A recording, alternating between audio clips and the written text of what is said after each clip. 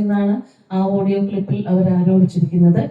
അങ്ങനെ അശ്ലീലം ഒന്നും പറഞ്ഞിട്ട് അവർ വന്നപ്പോൾ മുതൽ അവരെ കേൾക്കാൻ ഞങ്ങൾ സ്ത്രീകൾ തയ്യാറായിരുന്നു. സ്ത്രീകൾ മുൻപിൽ നിന്ന് തന്നെ ശ്വേത എന്നെ ഉൾപ്പെടെ കുറച്ചു പേരെ കോണ്ടാക്ട് ചെയ്തിട്ടുണ്ടായിരുന്നു ജനറൽ ബോഡിക്ക് മുൻപ്.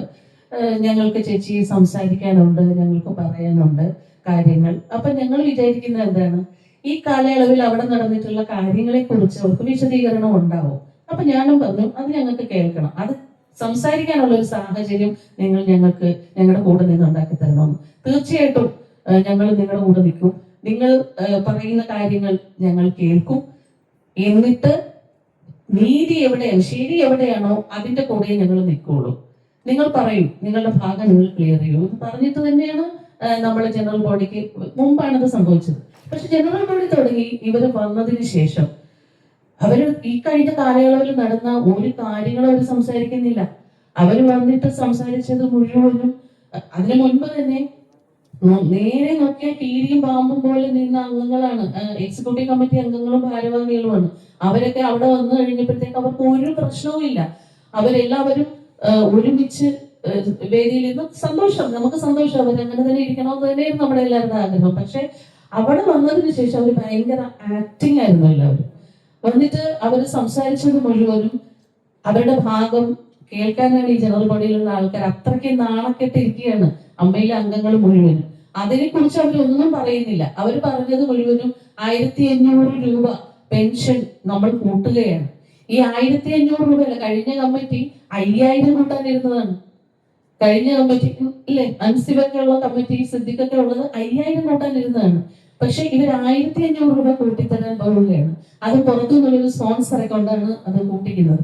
അത് കൂടാതെ തന്നെ 4 ദിവസം തായ്ലൻഡിൽ പോകുന്നു. അത്തരം കാര്യങ്ങളാണ് പറഞ്ഞുകൊണ്ടിരിക്കുന്നത്. അതിങ്ങനെ പറഞ്ഞു. അത് കഴിഞ്ഞ് കണക്ക് ശരിയല്ലാത്തൊരു കണക്ക്, അതിനു മുമ്പ് അവരുടെ കയ്യിൽ നിന്ന് കണക്കിന്റെ ഒരു പേജ് ലീക്കായിട്ടുണ്ട്. അതിൽ 60 ലക്ഷത്തിന് മേലെ കണക്കില്ലാതെ വന്നിട്ടുണ്ട്. അതിനെ കുറിച്ചൊക്കെ ബാബുരാജ് പറഞ്ഞതാണ്. അത് കാണിച്ചു കൊടുത്തിട്ടുണ്ടായിരുന്നു ബാബുരാജ്. അപ്പോഴാണ് നമ്മളെല്ലാവരും അറിയുന്നത് ഇങ്ങനെ ഒരു കണക്ക് തെറ്റി ബാബുവിന്റെ വാട്സപ്പിൽ സെക്രട്ടറിയുടെ ഭാഗത്തു നിന്ന് വന്നിട്ടുണ്ട്. അത് കഴിഞ്ഞ് ചാർട്ടേഡ് അക്കൗണ്ടിനെ വിളിച്ചു. നമുക്ക് തന്നിരിക്കുന്ന പ്രിന്റ് ചെയ്ത് തന്ന കണക്ക് വേറെ, അവർ വായിച്ച കണക്ക് വേറെ. അപ്പോ അതൊക്കെ കൺഫ്യൂഷൻ ഉണ്ടായി. അവിടെ മൊത്തത്തിൽ എല്ലാവരും ചോദ്യം ചെയ്യാൻ തുടങ്ങി. അംഗങ്ങളാണ്.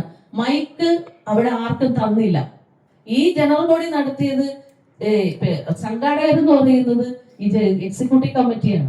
ആ എക്സിക്യൂട്ടീവ് കമ്മിറ്റി മൈക്ക് മാറ്റി വെച്ചിട്ട് ഇതുപോലുള്ള കോഡ്ലെസ് മൈക്ക് ഓരോരുത്തർ ചോദ്യം ചോദിക്കുമ്പോൾ ശരിക്കും പറഞ്ഞ വേദിയിൽ അങ്ങ് ദൂരെ ഇരുന്ന് ചോദിക്കുന്ന ആൾക്കാർ ഒക്കെ തന്നെ സംസാരിക്കാനേ പറ്റുള്ളൂ. കാരണം മൈക്ക് കൊടുക്ക് മൈക്ക് എവിടെയെന്ന് ഞങ്ങൾ എല്ലാവരും ചോദിക്കുന്നു. മൈക്കൊന്നും കൊടുക്കുക അവർ ചോദിക്കുന്നത്. മൈക്ക് തരുന്നില്ലായിരുന്നു. ആകെ അനൂപ് ചന്ദ്രന്റെ കയ്യിൽ മാത്രം ഒരു മൈക്ക് കൊടുത്തിട്ട് അനൂപ് ചന്ദ്രൻ സൈഡിൽ ഇങ്ങനെ നിൽക്കുകയാണ്. അപ്പൊ ഇവര് ചോദിക്കുന്ന ചോദ്യങ്ങൾക്കൊന്നും മറുപടി പറയാതെ ബാബുരാജിനെ കുറിച്ച് കുറെ ആരോപണങ്ങൾ വന്നു. അപ്പൊ ബാബുരാജ് സംസാരിക്കാൻ സമയം കൊടുക്കുന്നില്ല, മറുപടി പറയാൻ സമയം കൊടുക്കുന്നില്ല. ഈ സമയം മുഴുവനും ലാലേട്ടൻ മുൻപിൽ തന്നെ ഇരിക്കുകയാണ്. ലാലേട്ടൻ ഇതെല്ലാം കണ്ടോണ്ടും കേട്ടോണ്ടും ഇരിക്കുകയാണ്.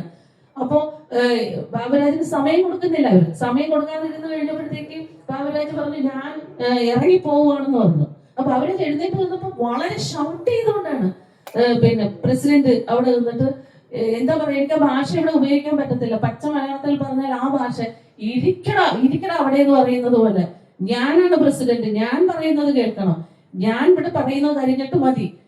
അപ്പൊ പറഞ്ഞു ബാബുരാജ് അങ്ങനെയാണെങ്കിൽ ഞാൻ ഇവിടെ നിന്ന് ഇറങ്ങിപ്പോവാണെന്ന് പറഞ്ഞപ്പോ ഇവര് പറഞ്ഞത് അങ്ങനെയാണെങ്കിൽ ഇറങ്ങിപ്പോക്കോ, പുറത്ത് വണ്ടി കിടപ്പുണ്ട് എന്ന് വരെ പറഞ്ഞു അവര്.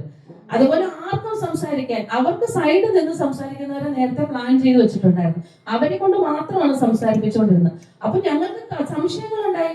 ഓരോ കാര്യങ്ങൾക്ക് ഞങ്ങൾക്ക് കേൾക്കേണ്ട കാര്യങ്ങൾ ഇതല്ല. മല്ലിക ചേച്ചി ഉൾപ്പെടെ അവിടെ നിന്ന് ഒച്ച മൈക്കില്ല സംസാരിക്കും. ആ ചേച്ചിക്ക് ഒരു മൈക്ക് കൊടുക്കുമെന്ന് ഞാൻ എത്രയോ പ്രാവശ്യം വിളിച്ചു പറഞ്ഞു. മല്ലിക ചേച്ചിക്ക് ഒരു മൈക്ക് കൊടുക്കും, ചേച്ചി പറയുന്നത് കേൾക്കാൻ പറ്റുന്നില്ല. അങ്ങനെ എങ്ങനെയോ ഒരു മൈക്ക് കൊടുത്തു. എക്സിക്യൂട്ടീവ് കമ്മിറ്റിയിലുള്ള സന്തോഷ് കീഴാറ്റോളിനെ ഞങ്ങൾ വിളിച്ചു വെച്ചു. നിങ്ങൾ ആ മൈക്ക് അവിടെ പോയി. തുടക്കത്തിൽ മൈക്ക് ഉണ്ടായിരുന്നു, പിന്നെ ഒരു മൈക്ക് മാറ്റിയതാണ്. ഞങ്ങൾ ആരുമല്ല മൈക്ക് മാറ്റിയത്. സന്തോഷ് കീഴാറ്റോല് ആ മൈക്ക് തന്നില്ല നമുക്ക്. ഇല്ല ഇപ്പൊ തരാൻ പറ്റത്തില്ല, ഉച്ചയ്ക്ക് ശേഷം ചർച്ചയ്ക്ക് ശേഷം തരാൻ പറ്റുള്ളൂ എന്ന് പറഞ്ഞു. അങ്ങനെയാണ് മൈക്ക് കൊടുക്കാതിരുന്നത്. അപ്പോ അവിടെ ആരെയും അശ്ലീലം പറഞ്ഞിട്ടില്ല. ഞങ്ങളാരും കേട്ടിട്ടില്ല അശ്ലീലം പറഞ്ഞത്. ഇനിയിപ്പോ മാലയും മായ വിശ്വനാഥാണ് അശ്ലീലം പറഞ്ഞതെന്ന് അവർ എടുത്തു പറഞ്ഞിട്ടുണ്ട്. അതുകൊണ്ട് അവർ പറയട്ടെ. ഞാൻ ഈ കാലയളവിൽ